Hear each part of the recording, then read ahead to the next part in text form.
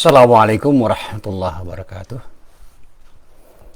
Alhamdulillah wa syukrulillah. La hawla wa la quwwata illa billah. Ashhadu an la ilaha illallah wahdahu la syarikalah. Wa ashhadu anna Muhammadan abduhu wa rasuluh.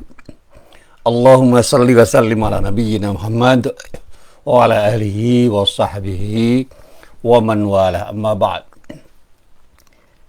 Jamaah yang dirahmati Allah, pagi ini agak sedikit berbeda suasananya. Bukan karena hari Jumat, tapi ada sesuatu yang membuat saya tersentak ketika saya berdiskusi dengan teman-teman saya kemarin sore.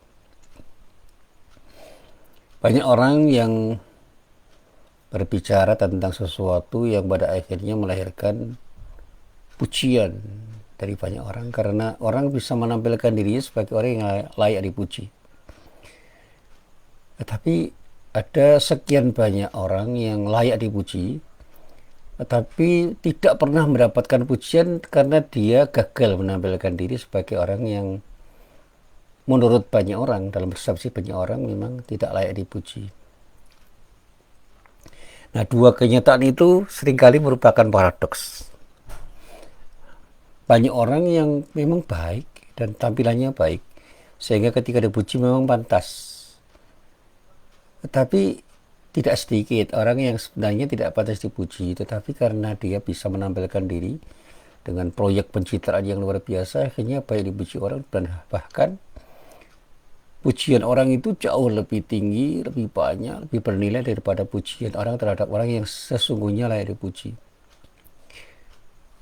Sebaliknya, banyak orang yang layak dipuji sebenarnya, cuma ketika dia itu punya sesuatu yang bisa ditampilkan sebenarnya, tetapi tidak berhasil untuk menampilkan diri dengan tampilan yang membuat orang layak memuji, akhirnya dia terpuruk dalam ketidakjelasan. Artinya tidak dipuji orang karena tidak tampil sebagai orang yang layak dipuji menurut banyak orang. Ya, memang ada orang yang tidak tampil karena tidak punya sesuatu, sehingga memang orang itu tidak layak dipuji.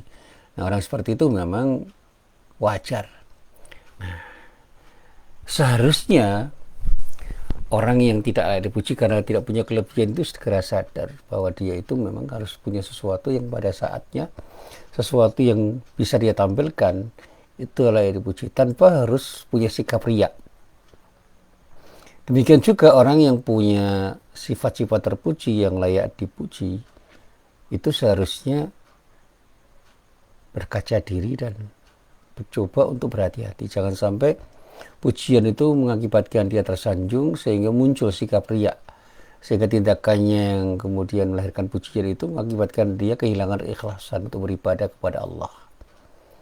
Nah, jadi endingnya saya mengatakan jangan sampai karena kita itu dipuji kemudian kepingin terus dipuji sehingga keikhlasan kita di dalam beribadah itu bisa tergeser, bisa hilang bahkan. Tapi sebaliknya, ketika kita itu memang punya sesuatu itu tersembunyi dan sehingga tidak dipuji orang, tidak usah resah, karena hidup ini harus mengalir menjadi hidup yang mengarah pada keinginan untuk mendapatkan ridha Allah. Sehingga ketika kita tidak dipuji karena memang orang tidak memuji, karena kita tidak menampilkan sesuatu yang menurut orang banyak itu layak dipuji, ya gak usah resah-resah, karena tujuan hidup kita bukan untuk mencari pujian orang. Ini simpulan penting dari diskusi saya. Nah, terkait dengan itu, saya mencoba mengkaji ulang ketika saya membaca ayat-ayat Al-Quran, antara lain pada ketika saya membaca surat Al-Qadar. Ada hal yang sebenarnya tidak terlalu rumit untuk saya sampaikan. Ketika saya membaca surat Al-Qadar itu dengan bacaan yang sederhana sebenarnya. Di dalam surat Al-Qadar ada 5 ayat. Yang 3 itu terangkai menjadi satu kesatuan. Di dalam ayat-ayat itu dikatakan A'udzubillahi minasyaitonirrajim, Bismillahirrahmanirrahim. inna anzalnahu fi lailatul qadr wa ma adraka ma lailatul qadr lailatul qadri khairum min alfi syahr tanazzalul malaikatu warruhu fiha bi'izni rabbihim min kulli amr salamun hiya hatta matla'il fajr. Sesungguhnya kami telah menurunkan Al-Quran pada malam kemuliaan. Dan tahukah kamu apakah malam kemuliaan itu? Malam kemuliaan itu lebih baik dari 1000 bulan. Pada malam itu turun malaikat-malaikat dan malaikat Jibril dengan izin Tuhannya untuk mengatur segala urusan. Malam itu penuh kesejahteraan sampai terbit fajar. Nah, kalau saya baca dari awal sampai akhir ayat ini, mengalir saja ayat ini menjadi serangkaian ayat yang menampilkan sebuah gagasan yang bisa saya tangkap sebagai sebuah gagasan yang luar biasa. Allah mengatakan dengan kata-kata inna, sesungguhnya kami. Dan kata guru saya, kata inna itu antara lain bermakna sesungguhnya Allah beserta hamba-hambanya yang disertakan oleh Allah betul-betul telah menurunkan Al-Quran pada malam yang disebut dengan Lailatul Qadar itu. Nah, kapan Lailatul Qadar itu memang penuh misteri.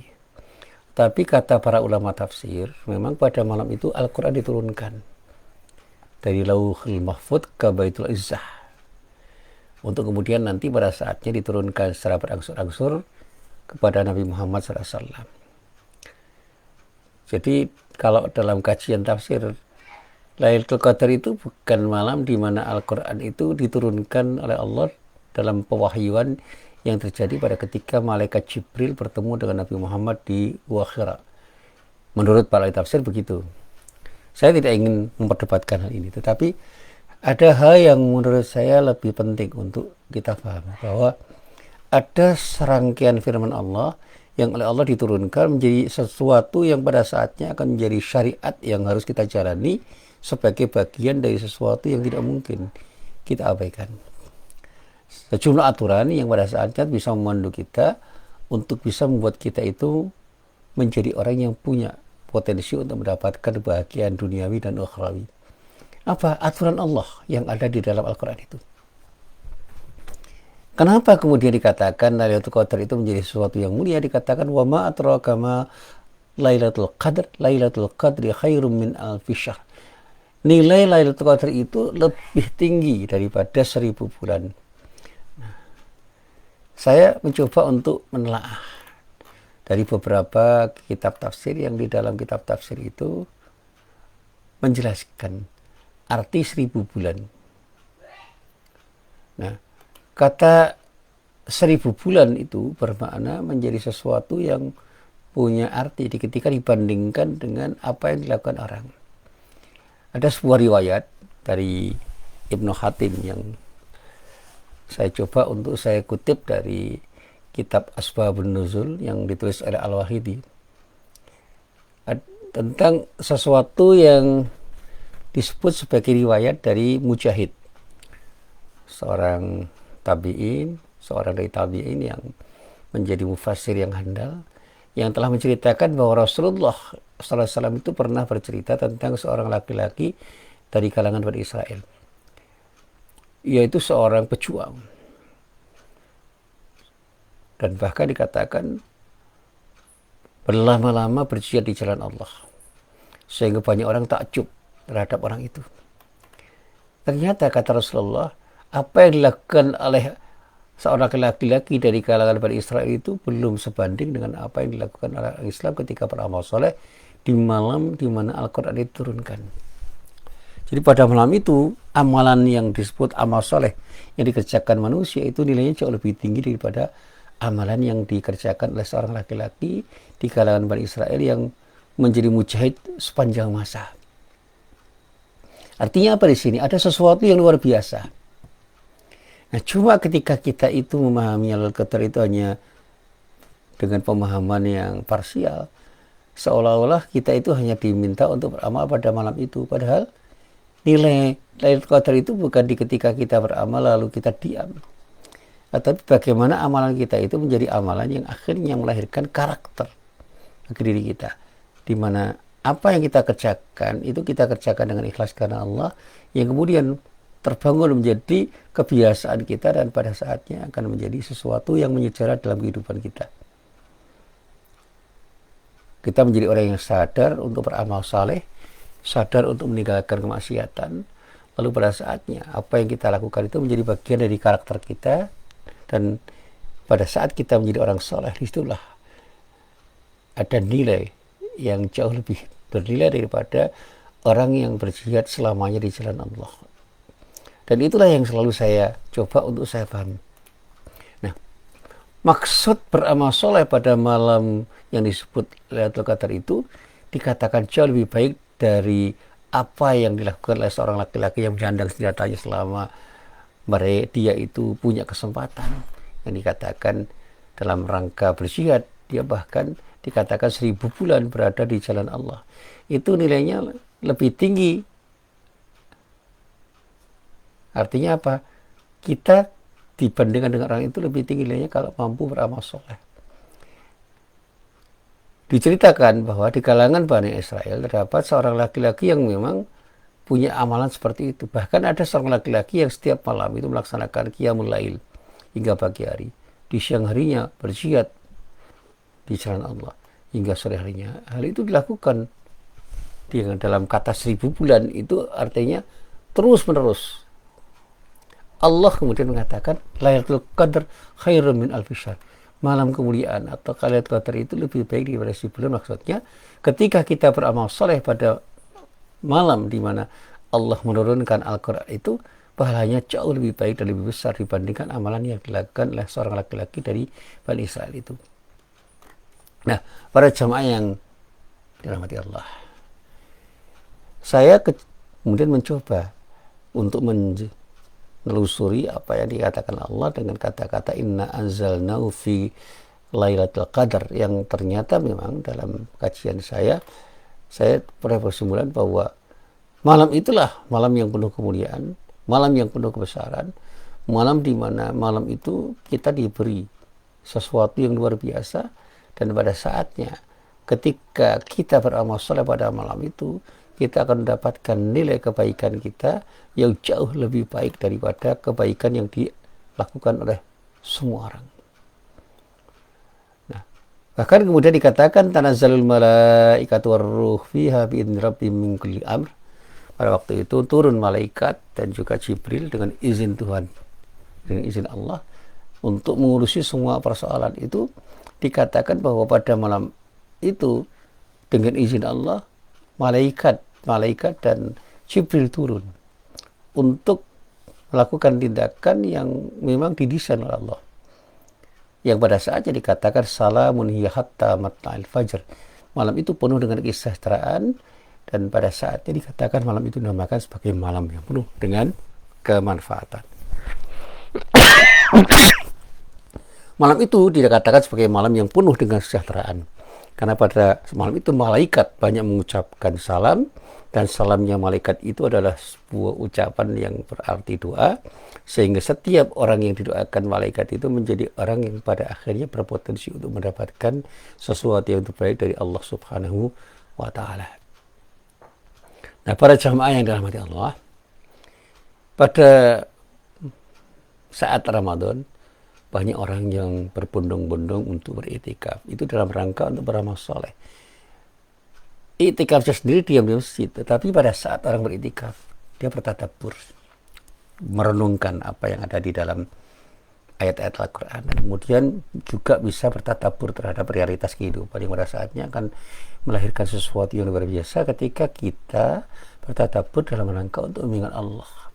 Dalam bahasanya Yusuf Al-Qaradawi, menghadirkan diri kita di hadapan Allah dan menghadirkan Allah di dalam hati kita, sehingga pada saat itu terjadilah proses kesadaran diri untuk bermi'raj, untuk bisa hadir ke hadapan Allah. Dan pada saatnya Allah hadir di hati kita, dan pada saat kehadiran Allah itu hadir betul-betul ada di dalam hati kita, kita akan merasa nyaman, tenang, damai, tentram, tidak resah, tidak gelisah. Karena apa? Allah memberikan rahmatnya pada diri kita pada malam itu, dan insya Allah setiap orang yang beriktikaf karena Allah dia akan mendapatkan kenyamanan, ketentraman, kedamaian di dalam hati. Karena apa? Pada saat itulah kita punya peluang untuk mendekatkan diri kita kepada Allah Subhanahu wa Ta'ala. Dan kedekatan Allah pada diri kita itu akan menyejukkan diri kita, karena hati kita benar-benar merasa nyaman, merasa tenang dengan hadirnya Allah di dalam hati kita itu. Nah, cuma kesadaran spiritual ini kan tidak tiba-tiba muncul. Orang hanya akan memiliki kesadaran spiritual seperti ini ketika orang itu dengan ikhlas melaksanakan ibadah kepada Allah. Betul-betul dia itu beribadah karena Allah, dan dia jalani proses itu karena taat kepada Allah, dan insya Allah dari niat yang benar dan proses yang benar akan lahir sesuatu yang tepat, dan pada saatnya kita akan mendapatkan kebaikan dari ibadah kita yang kita lakukan pada malam itu, dan bahkan kemudian itu mengalir menjadi sesuatu yang menyejarah dalam kehidupan kita, karena apa yang kita lakukan pada malam itu akan menjadi sesuatu yang berdampak pada kebaikan kita ketika kita hadir menjadi orang yang hidup di dunia dengan seluruh amalan yang kita kerjakan. Nah, para jamaah yang dirahmati Allah, sedikit dari simpulan saya ketika saya belajar dari surat Al-Qadar ini. Lailatul Qadar itu sebuah nama yang sering diartikan sebagai malam kemuliaan. Malam yang pada saat itu Al-Quran diwahyukan oleh Allah. Yang pada saatnya Allah memberikan nilai yang sangat mulia pada malam itu. Untuk apa? Untuk bisa kita maknai sebagai anugerah dari Allah. Quran diturunkan itu anugerah. Dan bagaimana ketika Quran kita pahami, kita renungkan maknanya, kita yakini dan kita amalkan, itu menjadi sesuatu yang luar biasa. Karena pada saat kita itu memahami dan sampai pada saatnya mengamalkan isi Al-Quran, disitulah kemuliaan itu akan kita terima dari Allah. Karena kita benar-benar menjalankan syariat Allah sesuai dengan apa yang telah digariskan Allah. Nah, nilai kemuliaan itu diwujudkan oleh Allah ketika kita mendapatkan sesuatu yang disebut anugerah, diakibatkan oleh amalan kita pada malam yang disebut Lailatul Qadar itu. Allah pada saat itu mengutus malaikat, bahkan malaikat Jibril, untuk membawa karunia-Nya. Karunia tertinggi dari Allah berupa kedamaian dan keselamatan hidup yang nilainya jauh lebih tinggi daripada sesuatu yang terjadi pada saat yang lain. Oleh karena itu, marilah kita sambut Lailatul Qadar itu dengan berbanyak amal soleh, dengan lebih berkualitas. Luangkan waktu kita untuk beribadah kepada Allah, akan mendapatkan kemuliaan yang dijanjikan oleh Allah kepada diri kita. Sebagaimana kemuliaan yang pernah diberikan oleh Allah kepada Nabi Muhammad SAW pada saat diwahyukannya ayat Al-Quran itu kepada beliau. Dan insya Allah dengan cara seperti itulah kita akan terhindar dari godaan setan. Dan karena kita terhindar dari godaan setan, maka kita akan tidak tergerak, tidak akan pernah tergerak untuk bermaksiat kepada Allah. Dan insya Allah dengan gerakan, dengan langkah-langkah, dengan apa yang kemudian kita lakukan untuk tidak terjebak dalam kemaksiatan dan selalu melangkah menjadi orang yang beramal saleh, kita akan mendapatkan kebahagiaan yang dijanjikan oleh Allah, yaitu kebahagiaan hidup di dunia dan juga kebahagiaan hidup di akhirat kelak. Inilah pelajaran yang saya dapatkan dari surat Al-Qadar yang saya coba untuk saya renungkan. Dan sekali lagi saya mengajak pada diri saya dan para jamaah sekalian, yuk kita mulai menjadi orang baik. Kita mulai menjadikan diri kita menjadi orang yang punya kesadaran untuk menjadi baik, dan kita buktikan bahwa kebaikan yang kita lakukan dalam rangka untuk beribadah kepada Allah itu akan bisa melahirkan kebahagiaan hidup di dunia dan akhirat, bukannya untuk kita sendiri, tapi juga untuk siapapun yang berinteraksi dengan diri kita, fit dunya wal akhirah. Assalamualaikum warahmatullahi wabarakatuh.